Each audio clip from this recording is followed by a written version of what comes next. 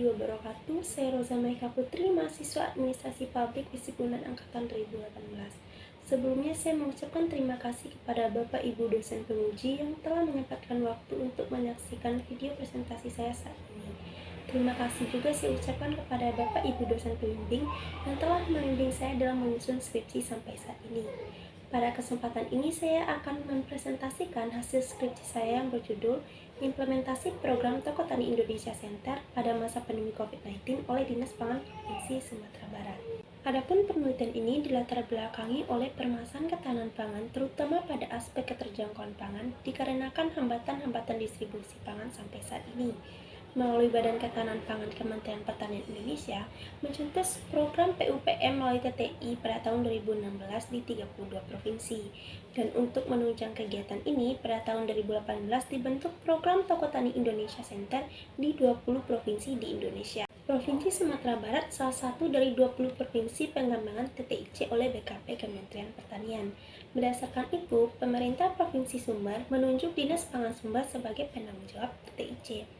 Dan agar pelaksanaan TTIC lebih terarah dan terlaksana dengan serius, maka Dinas Pangan Sumbar mengamanatkan UPTD Distribusi Pasokan dan Akses Pangan sebagai pelaksana TTIC di Sumatera Barat. Keseriusan Provinsi Sumbar juga ditunjukkan dengan dibentuknya Pergub Sumbar Nomor 23 Tahun 2020 tentang TTIC. Berdasarkan Pergub ini, pelaksanaan TTIC di Sumbar memiliki beberapa tujuan yang hendak dicapai dan terdapat 4 kegiatan yang dilakukan untuk mencapai tujuan tersebut. Berdasarkan observasi awal penelitian, peneliti menemukan fenomena yang menarik dalam penelitian ini, yaitu UPTD DPAP merupakan satu-satunya implementer TTIC di Indonesia. Lalu, adanya indikasi pelaksanaan program ini memiliki kinerja yang bagus. Hal ini ditunjukkan dengan tingginya indeks ketahanan pangan Provinsi Sumbar selama 3 tahun berturut-turut sebagai provinsi IKP tertinggi di Pulau Sumatera. Tingginya IKP Sumbar ini tidak luput dari sumbangsi indeks keterjangkauan yang menjadi fokus tujuan program TTIC sebagai salah satu program ketahanan pangan di Indonesia. Namun dengan mewabahnya COVID-19 pada tahun 2020 lalu di Provinsi Sumbar juga memberikan pengaruh signifikan dalam pelaksanaan program ini.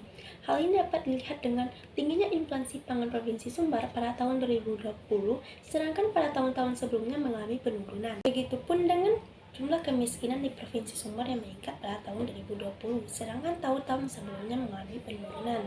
Hal ini juga diikuti dengan pendapatan per kapita Provinsi Sumbar yang mengalami penurunan pada tahun 2020, sedangkan tahun-tahun sebelumnya meningkat.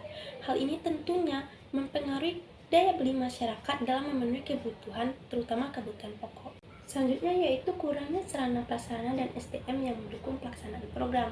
Lalu peningkatan sumber dana program secara signifikan setiap tahunnya, bahkan meningkat drastis dengan adanya pandemi. Selanjutnya adanya dukungan secara politik oleh pemerintah daerah dan DPRD Provinsi Sumbar. Lalu terkendalinya pelaksanaan program yang menjangkau daerah akibat COVID-19. Dapat dilihat dari tabel bahwa dari 12 kabupaten kota yang dijangkau tahun 2019, pada tahun 2020 dengan adanya pandemi COVID-19, hanya 6 daerah yang dapat dijangkau, sedangkan pelaksanaan TTIC ini baru sedang mengalami perkembangan. Dan yang terakhir adanya indikasi komitmen implementer dalam mencapai tujuan program.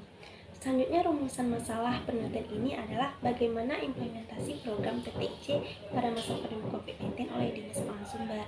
Dan tujuan penelitian ini untuk menganalisis implementasi program TTIC pada masa pandemi COVID-19 oleh Dinas Pangan Sumbar. Adapun manfaat teoritis dari penelitian ini adalah untuk menambah kasada ilmu pengetahuan terkait implementasi kebijakan dan sebagai perbandingan bagi penelitian selanjutnya.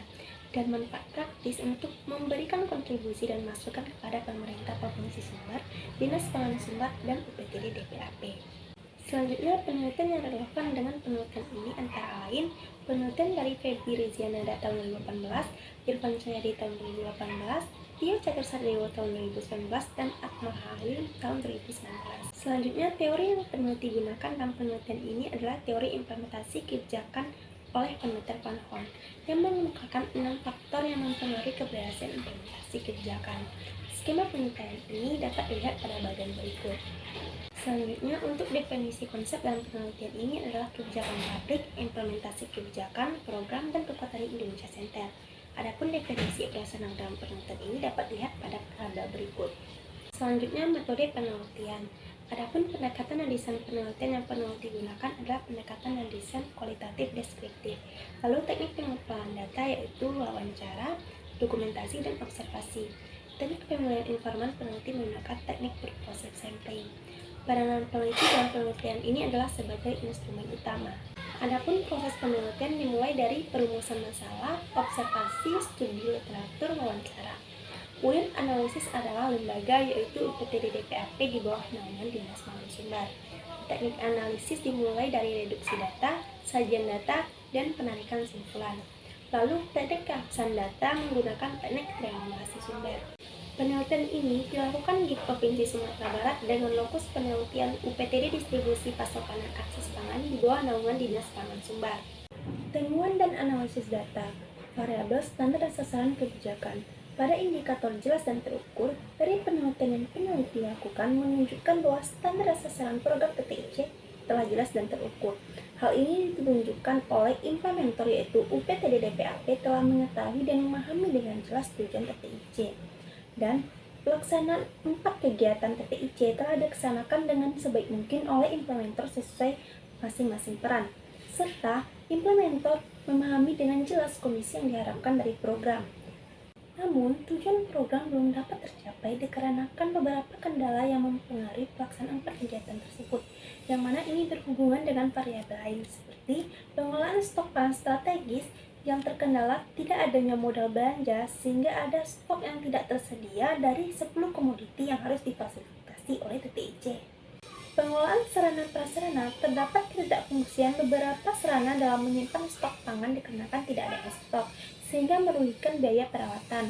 Lalu pengelolaan administrasi dan keuangan yang pada umumnya dilakukan secara manual sehingga berisiko kesalahan pencatatan. Lalu, pengelolaan distribusi pangan yang terkendala pelaksanaan GPM atau bazar di daerah akibat COVID-19. Selanjutnya pada indikator keadilan. Dalam pelaksanaannya, TTIC melibatkan Dinas Ketahanan Pangan daerah kabupaten kota, termasuk seperti Bulog, Kapoktan, dan distributor. Pihak-pihak terlibat tersebut dan implementer yaitu pegawai dan petugas UPTD DPAP telah mendapatkan kejelasan dan kesamaan informasi terkait TTIC. Begitupun masyarakat juga telah mendapatkan informasi dan pemberlakuan yang sama. Namun belum memberikan keadilan dalam memperlakukan aturan yang sama kepada pemasok, terutama Gapoktan terkait aturan waktu pembayaran. Variabel sumber daya. Pada indikator SDM, UPTD DPAP belum memiliki SDM yang mumpuni baik secara kuantitas maupun kualitas. Petugas lapangan yang hanya 14 belum dapat mengcover distribusi pangan ke masyarakat di Kota Padang, apalagi di Provinsi Sumbar. Jumlah pegawai UPTD DPAP juga belum mencukupi dengan hanya ada 1 staf administrasi pada masing-masing kasih dan Kasubag TU. Begitupun dengan kualitas pegawai dan petugas yang pada umumnya memiliki tingkat pendidikan SLTA, yang mana kinerja dan keahlian petugasan pegawai yang sangat rendah dalam melaksanakan tugas masing-masing. Selanjutnya indikator sumber daya non-manusia yaitu sumber daya finansial dan sarana prasarana yang juga belum mengumpuli pelaksanaan program. Walaupun anggaran TTIC meningkat dengan adanya COVID-19, namun kegiatan operasional hanya didanai oleh APBD. Sedangkan dana pokir untuk kegiatan subsidi pangan ke masyarakat miskin dan APBN untuk kegiatan lain yaitu kegiatan fasilitasi distribusi pangan tetapi berhubungan dalam mendukung program TTIC berupa dana bantuan transportasi kepada Gapoktan yang memasuk ke TTIC. Kekurangan sumber daya finansial ini juga menjadi kendala dalam memenuhi kelengkapan sarana prasarana, terutama sarana mobil yang masih sangat kurang dalam mendistribusikan pangan murah ke masyarakat, serta sarana IT yang belum ada seperti sistem pencatatan barang agar efisien dan efektif. Selanjutnya, variabel komunikasi antar organisasi dan penguatan aktivitas. Pada indikator komunikasi antar lingkup internal dan eksternal UPTD DPAP berjalan dengan baik tanpa adanya kendala bahkan dengan adanya COVID-19. Untuk komunikasi internal dilakukan secara hierarki baik langsung maupun tidak langsung. Komunikasi eksternal UPTD DPAP dengan pihak terkait dilakukan secara formal dan informal baik langsung maupun tidak langsung. Pada indikator koordinasi, seperti yang telah peneliti jelaskan sebelumnya, bahwa UPTD DPAP melibatkan pihak lain yang sering bekerja sama dan berkoordinasi terkait program ini, seperti Bulog, pihak swasta, distributor pedagang, Gapoktan, dan Dinas Pangan Daerah Kabupaten Kota. Dalam hal ini, koordinasi dilakukan melalui rapat maupun tidak resmi secara langsung dan tidak langsung. koordinasi terlaksana dengan baik tanpa ada kendala selama ini. Tapi setelah adanya COVID-19, untuk koordinasi dengan Dinas Pangan daerah itu dilakukan melalui virtual sehingga terkendala karena kurang efektif. Berikutnya variabel karakteristik agen pelaksana. Pada indikator struktur birokrasi, UPTD DPAP telah memiliki struktur organisasi yang sederhana dan perintah kendali yang tidak panjang. Tupoksi masing-masing struktur telah jelas sehingga komunikasi dan penyampaian informasi berjalan dengan mudah. Kedua, indikator norma-norma, yang mana norma-norma yang berkembang di UPTD DPAP merupakan norma kedisiplinan ASN pada umumnya, seperti aturan masuk jam 8 dan pulang jam 4 sore. Aturan ini bukan hanya berlaku untuk ASN, tapi juga petugas lapangan TTIC non-ASN. Selain itu, untuk mendukung kerja petugas lapangan tersebut, juga diberlakukan aturan tambahan terkait aturan pakaian, piket, ramah kepada masyarakat, dan mengutamakan norma kejujuran. Terakhir, indikator pola hubungan organisasi. Baik pola hubungan internal dan eksternal organisasi UPTD DPAP berjalan dengan baik. Secara internal, masing-masing individu membangun hubungan komunikasi yang baik dan tidak kaku. Secara eksternal, hubungan masing-masing pihak berjalan dengan baik tanpa adanya konflik. Bahkan dalam pelaksanaan TTIC ini, hubungan dijalin saling menguntungkan. Berikutnya, variabel disposisi implementer. Indikator respon implementer terhadap kebijakan. Pada pelaksanaan program ini, implementer merespon positif dengan menerima dan mendukung pelaksanaan program TTIC di Provinsi Sumbar. Selanjutnya, indikator kognisi. Implementer telah memahami pelaksanaan program TTIC dengan baik, begitupun dengan tugas dan peran masing-masing implementer. Indikator intensitas disposisi implementer memiliki kecenderungan menerima program TTIC. Implementer memiliki komitmen yang tinggi dalam pelaksanaan program dengan melakukan upaya-upaya untuk mendukung keberhasilan program. Terakhir, variabel kondisi ekonomi, sosial, dan politik. Kondisi ekonomi dengan adanya COVID-19 berdampak penurunan ekonomi masyarakat dan petani di Sumbar. Pelaksanaan TTIC pada saat pandemi memberikan pengaruh ekonomi masyarakat dan petani walaupun tidak signifikan. Pelaksanaan TTIC membantu masyarakat memenuhi kebutuhan pangan dengan harga lebih murah dan petani mendapatkan jaminan pasar. Pada kondisi sosial, banyak petani di Sumbar umumnya mengutang ke tengkulak, sehingga hanya sedikit petani yang memasuk ke TTIC karena peran TTIC yang hanya memfasilitasi. Sedangkan di sisi masyarakat mendukung program TTIC karena dinilai sangat membantu masyarakat. Kondisi politik. Program TTIC mendapatkan dukungan dari pemerintah provinsi berupa dukungan APBN, pendirian gedung permanen TTIC, serta penetapan pergub terkait TTIC, dan juga dukungan DPRD Provinsi Sumbar berupa dana poker anggota dewan untuk kegiatan subsidi pangan. Dukungan politik dari anggota dewan ini menjadi komunikasi politik mereka kepada masyarakat. Mereka juga menaruh harapan bahwa kegiatan ini dapat mendulang suara pada pileg berikutnya.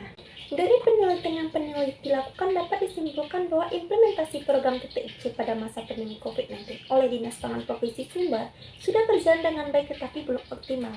Hal ini dikarenakan beberapa kendala sehingga kinerja program masih rendah.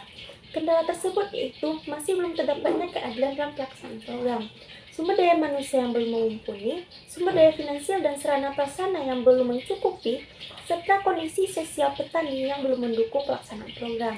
Adapun saran dari penelitian ini yaitu UPTD DPAP harus memperbarui dokumen PKS dengan termasuk agar adanya keadilan waktu pembayaran, lalu melakukan koordinasi dengan lurah RT RW di Kota Padang agar pelaksanaan bazar keliling lebih terkoordinir, lalu membuka rekrutmen untuk petugas lapangan dengan seleksi mengutamakan recruitment in the right place, serta mengajukan rolling dan penambahan stok kepada Kepala Dinas Pangan.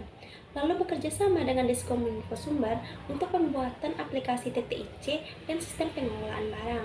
Dan Dinas Pangan daerah segera mereplikasi program TTIC di daerah masing-masing. Baiklah, sekian presentasi hasil skripsi yang dapat saya sampaikan pada kesempatan kali ini. Terima kasih kepada Bapak Ibu dosen penguji dan pembimbing yang telah menyempatkan menyaksikan presentasi ini. Mohon maaf atas segala kekurangan. Saya akhiri. Wassalamualaikum warahmatullahi wabarakatuh.